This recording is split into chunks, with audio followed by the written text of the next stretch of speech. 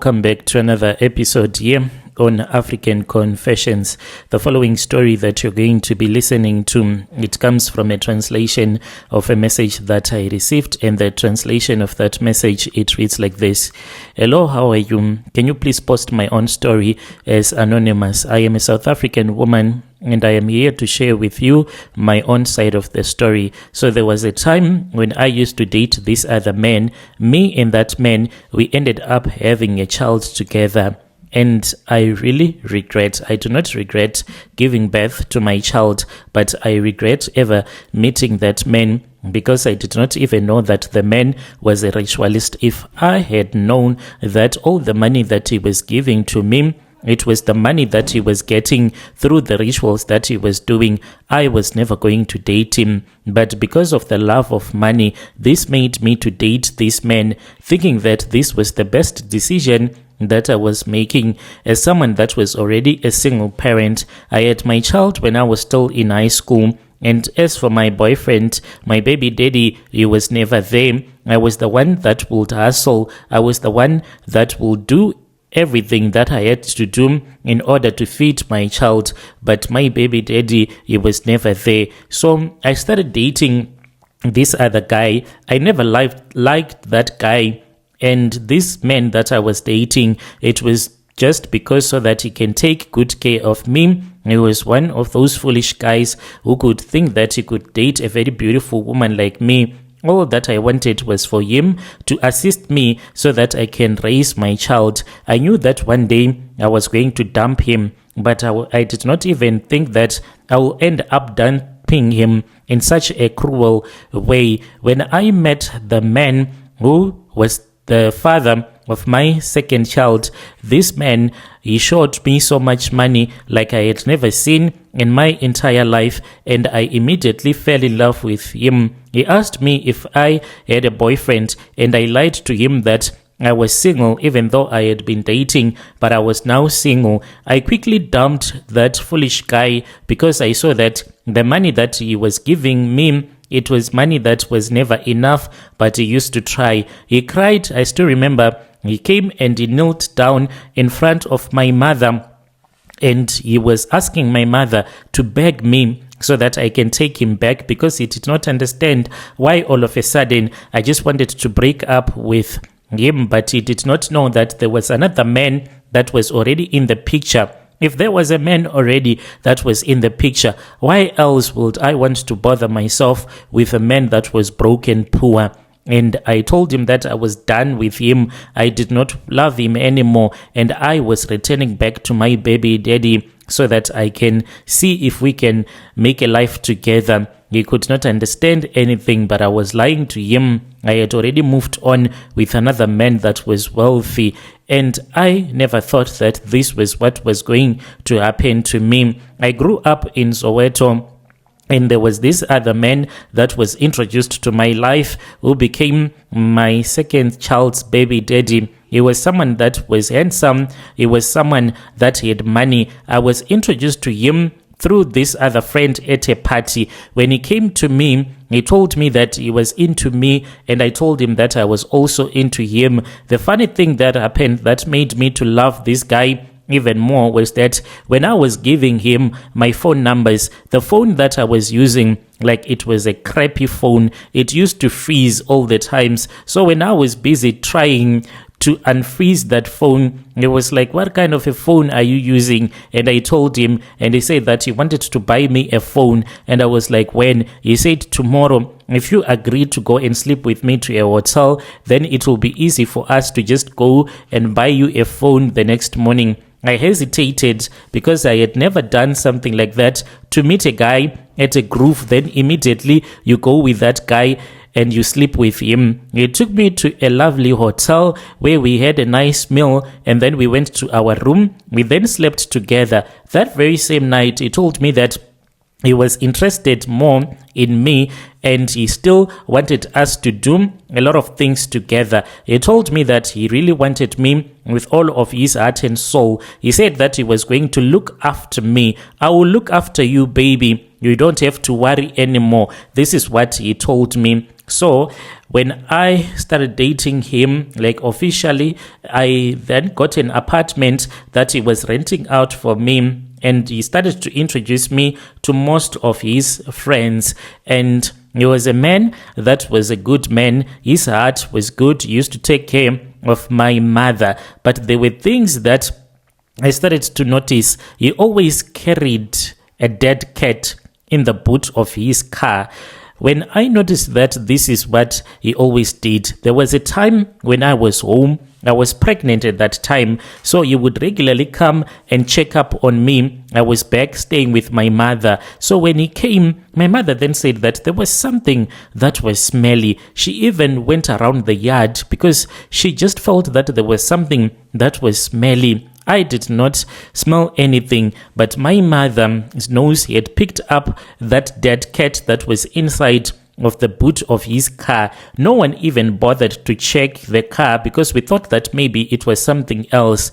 When he was gone, my mother then said that, now that your man is gone, that smell is gone as well. What's wrong? Because she kept on going around. She thought that maybe it was witchcraft. One of our neighbors wanted me to break up with this man that was wealthy, that was taking good care of me, and I was pregnant now for him. So my mother was already blaming our neighbor, saying that she is the one who is a witch. So later on, when we were at our apartment, the apartment that he was renting out for me, he was staying with me those days, and then I went out. There was something that I wanted. So when I opened the boot of the car, he was busy bathing, and he had told me that I was never supposed to open the boot of his car. That was the day that I saw that this man, he goes mad sometimes. I opened and I saw that there was a Checkers blue plastic bag that was in there.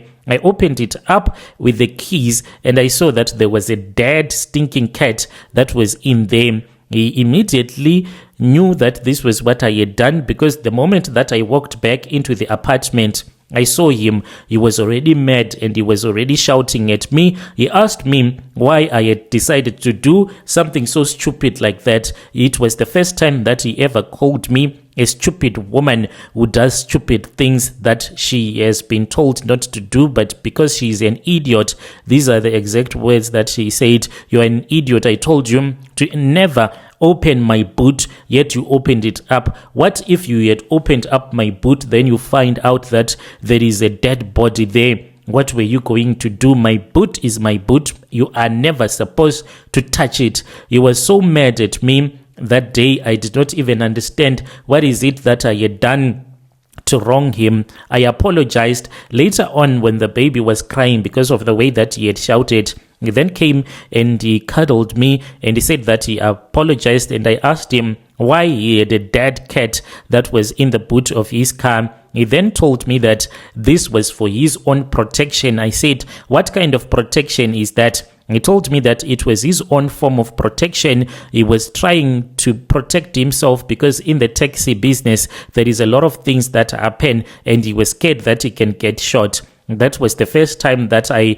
realized that my man, he was someone that was involved into a lot of rituals. He started to open up to me. He told me that he had a traditional healer, and this traditional healer was the one that had assisted him, and he was supposed to regularly go to KZN so that he can be able to renew his charms. He said that he had taken these charms as a way of him being protected, and these charms, they later turned out to be a Tokoloshi. I said a Tokoloshi. He then said yes, he is a Tokoloshi that protects him from his many enemies because they used to fight for these routes that he was operating on.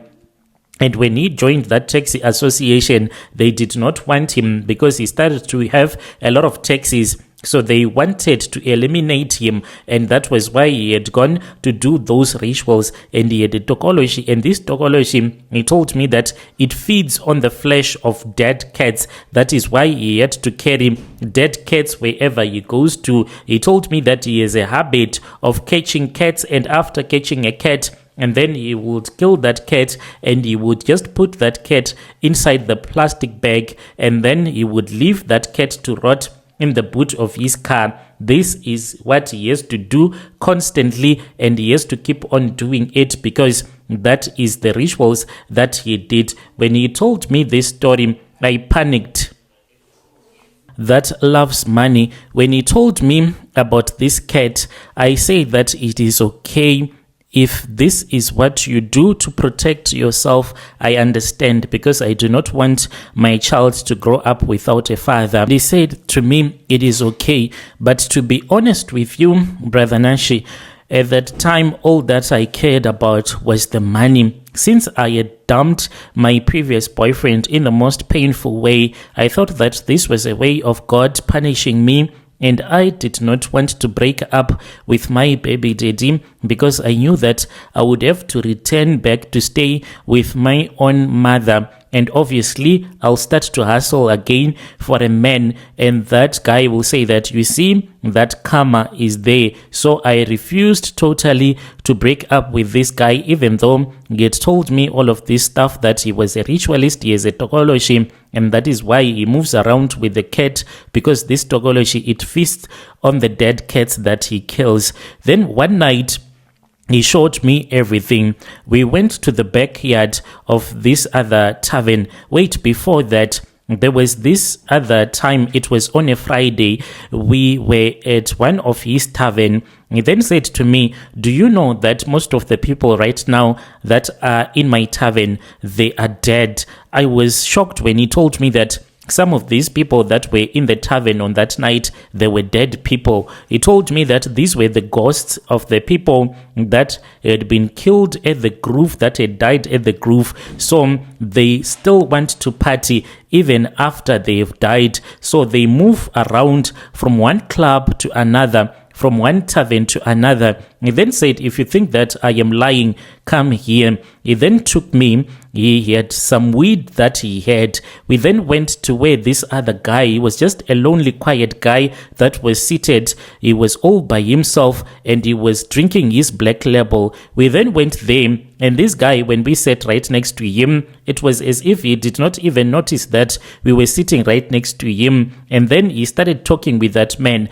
The man just looked at us as if he was looking at something that he did not quite understand, and he continued drinking. Then that was when my baby daddy took out the weed that he had, and he blew the weed into the face of that man. Rather Nashi, that man, he disappeared right in front of me. When I wanted to scream, I actually screamed, but he held my hand tightly. He did not want me to keep on screaming. The people just looked at us and he pretended as if he was busy monkey playing with me. So people just looked away. Then he told me that the people that have died at the grove, when they die, they return back to the place where they were killed, or they can just move around from one location, going from one tavern to another. And when I learned this, I started to understand that there are things that do happen in the spiritual realm. That was not the only thing that I learned about my baby daddy. And I used to ask him, like, you have a lot of taxis. Now that you have 30 taxis, is it even necessary that you make this Amagwinya? Because the man, he never rested. Like, after the drivers would have cashed in, counting the money, closing their books for the day, you know what he does? He starts a fire. Sometimes he does it late at night or early in the morning at around 3 a.m. He used to wake up, even at the complex where we were staying. He made sure that he looked for a place where he can be able to light a fire and to cook his Amagwinya. And it used to bore me quite a lot, having a man wake you up at 3 a.m. in the morning and you are like heavily pregnant, and he tells you that we have to make Amagwinya. He makes Amagwinya every day. That is his covenant from January to December. Even if you say that you are going on a vacation, what I saw with this man, we were on a vacation in Cape Town and we had to start a little fire so that he can make Amagwinya, because if he does not do that, he told me that his wealth will vanish. So when we were at my apartment, we will start a fire and then he will start to make his Amagwinya, and then there were people that would come. So I would even wonder, how come these people can just get into the complex without the security even asking them, why is it that they want to come to my apartment? Because at the complex where I was staying, you have to get a phone call from the security gate if there is someone that just shows up and that person says that they want to talk to you. They won't allow that person to just get into the complex. So, Brother Nashi, what I did was that one day when we were busy giving this Amagwinya to those people, I then took that weed that he had once showed it to me, that if you see that this person is a ghost, you blow that weed in the face of that person. So there was this other woman that he was handing the Amagwinya to. I blew the weed into her face, and that woman started screaming, and there was blood that was coming out of her. My baby daddy was so angry at me. I asked him what was happening. He then told me that these people that I was looking at, they were not real people, but they were zombies. These were the zombies, the spirits of the people that have died in Soweto, that he wakes up, he goes to the graveyard and he collects the soil from the grave of the person that he wants to wake up so that he can use that person's spirit as a zombie, literally like waking up the person in flesh and bone. Then that person comes back to life but is a zombie. That person will be working for him. He told me that these people, they are the ones that work for him. He said to me when he told me the story, it was like many years ago, my love, before I had gotten all of these taxis, I was in this other route. I used to be a pirate. So he said that a pirate is a taxi that is on a route and it is not even officialized to operate on that route. So you would be stealing passengers on that route. It was a mess, he said to me, and he needed money to be accepted into the taxi association. That was when he went to KZN, to the traditional healer. When he went to his traditional healer, he was then given the charms. And he was given the charms for protection, and then he was given also the charms so that he can have many workers that will be working for him.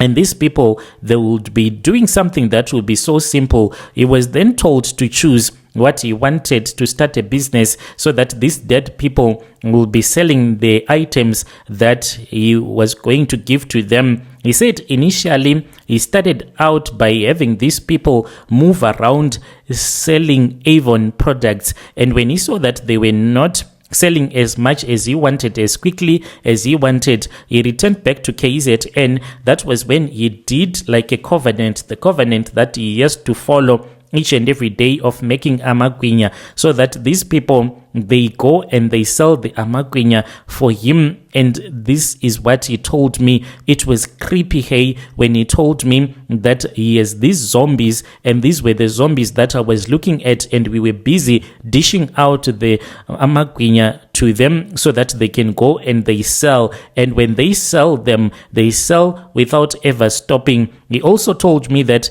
these zombies at night, when he wants his clubs and his taverns to be filled up, especially during month end, they start calling out people so that they can come to his clubs and to his taverns so that they can drink and they can use all of their salaries in the taverns. When he told me this story, my brother, I was even shocked. Then I got breast cancer. I got breast cancer when we were on a vacation. I had a clear dream where I was busy breastfeeding a Tokoloshes, and when I woke up, I saw that there was a little child that was with us in bed, but we did not bring any child on the vacation. When we went to the vacation, I woke him up and he said, it is my child. And then he said, Futsakwena, return back home. So this Tokoloshes had been breastfeeding on me. When we returned back to Joburg, that was when I found out that I had breast cancer. It started with a tingling